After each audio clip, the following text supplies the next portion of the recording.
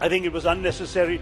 Our nation would have risen in gratitude, and we don't really need publicity in foreign countries for what we're doing for our own people. But I do want to mention one more good thing which I think has not been mentioned by some of the speakers, and that is the timely and appropriate humanitarian aid that India has sent to Ukraine. That was good. I congratulate the government for having taken that initiative. I think we sent something like 90 tons of relief material, no small amount, and that was essential for a country that is going through the hell that the people of Ukraine are suffering. So broadly speaking, those are some of the concerns that one has in mind. I think it is to be said, however, that there were a couple of unfortunate statements made by people associated with the ruling party. Thank you very much, Mr. Chairman. I think this has been a very rich debate already, and I know it's going to continue.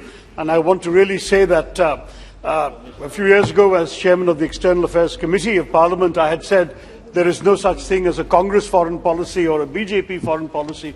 There is only Indian foreign policy and India's national interests.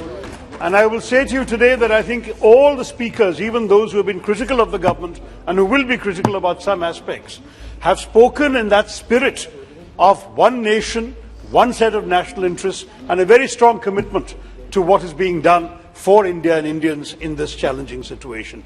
And I do want to assure my friend, the Foreign Minister, that we have all been watching with very close attention and admiration the adroit diplomacy he's been conducting, and at the same time with some concern about some of the areas on which we may have a slight difference of emphasis. Let me say, so having said that I'd like to address these remarks and the issues facing us under three broad headings, and I'll be fairly brief on each of them. One is the humanitarian situation and the evacuation. The second is our stand at the United Nations. And the third is the geopolitical implications of this crisis for all of us. Now, if we look at the humanitarian situation and the evacuation, I think there is no doubt that we are all incredibly grateful for the success of Operation Ganga and the return of some 23,000 Indians, mainly medical students, back home to India. And on that, I don't believe that there is any particular demurral. But it is to be pointed out that while we commend the embassy for having begun to register the students in Ukraine early in the process, it is also true that some other embassies were quicker off the mark in getting people out. And I think there's no harm in admitting this. This did happen. The fact that we registered the students was useful. But we did not, for example, have enough domestic transport arrangements in Ukraine. A lot of the students had to walk very, very long distances to get to the border points eventually. And that is something we'll have to bear in mind for future situations.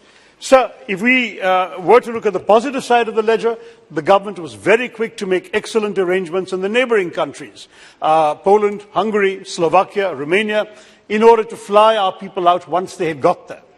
But in getting them to those countries, I'm afraid we were perhaps somewhat found lacking. And I'm not trying to diminish in any way the contributions of our excellent diplomats, our hard-working personnel. The Minister was kind enough to hold a consultative meeting of the External Affairs Ministry, a consultative committee meeting, in which he took us into these young diplomats working 24/7, manning the hotline in order to receive calls from students. All of that was very important. But one set of complaints that many students have expressed, including to me personally, have been the difficulties they encountered in getting to the border points where they had to cross. And I think this is a lesson that we need to bear in mind for the future. And of course, we must all pay tribute to Naveen Shankarappa, whose life was so needlessly and tragically lost when he went out heroically to get food for other Indians who were sheltering in a bunker with him. And that, I think, is indeed something we must absolutely, in this House, unanimously pay tribute for. His parents were gracious enough, as you pointed out, Mr. Chair, when you were speaking, to donate his body to medical research.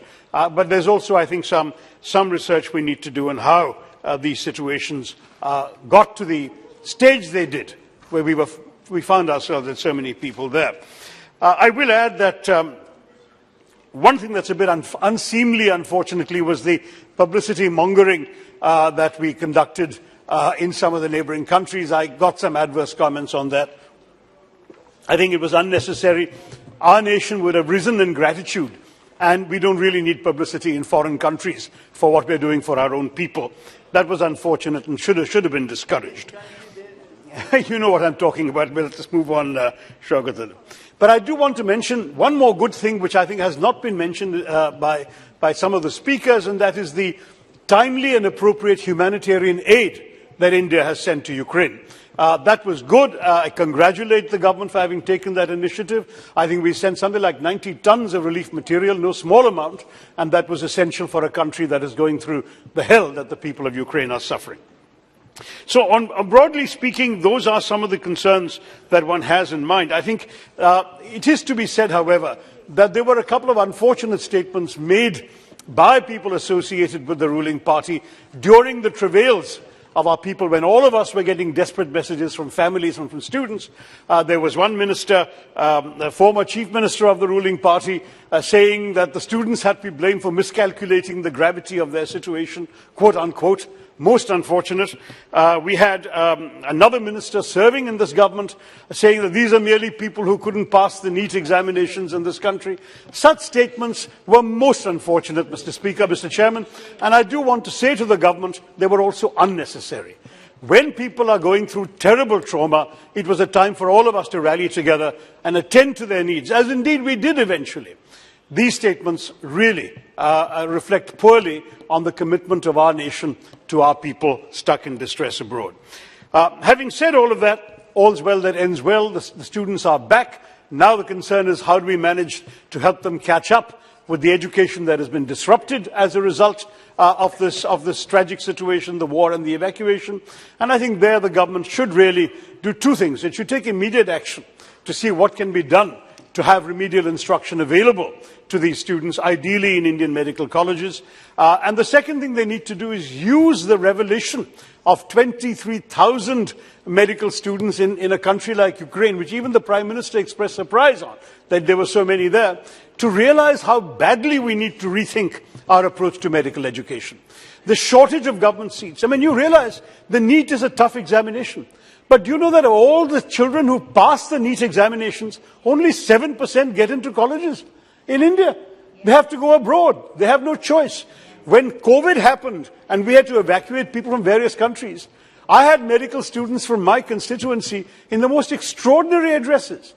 Places like Moldova, remote corners of China, Kazakhstan, and so on, because, of course, they could not get education. Now, the government really has to use this opportunity to take a root and branch look at establishing an adequate number of government medical institutions. We have heard so many promises over the last 8 years that AIIMS will be introduced in every state. My own state has received that promise from 3 successive health ministers. We're yet to see the foundation stone of an AIIMS being laid in Kerala. Let us now move on a war footing. We need doctors, very clearly. We have people capable of studying to be excellent doctors. Let's give them an opportunity to do so affordably. So that, sir, is the first basket of issues, the humanitarian ones. So second, my concern about our stand at the United Nations, which I recognize has evolved in a way that I can today fully support. But I was shocked, I'll say very honestly, at our first couple of statements at the United Nations. As I mentioned to the Foreign Minister, it was not just the abstention. Abstention, there are good reasons why we wanted to signal a certain position.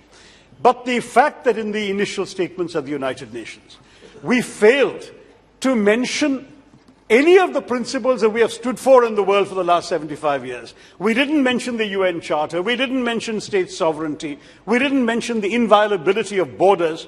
We didn't mention even the inadmissibility of the use of force when it comes to resolving international disputes. These are basic core principles. They go back to Nehruji's Panchsheel and before. And these are things we've always stood for. It took a while, but eventually we've got around to it, and we have in our last few statements done this, even while abstaining in the UN Security Council, in the General Assembly, and in the Human Rights Council. Now, the fact is, we have a great respect for strategic autonomy. We want to make our own choices, but our choices can sometimes involve standing up for principles. We need not have behaved as we did in the initial stages of the UN. And what was particularly deplorable was that first statement in which we showed a shameful even-handedness between the aggressor and the victim. We actually merely urged both sides to de-escalate. Now, if somebody is attacking you and you're defending yourself, are you guilty of escalation? How can we use language like that? We said that we call for concerted efforts on all sides to return to the path of diplomatic negotiations and dialogue.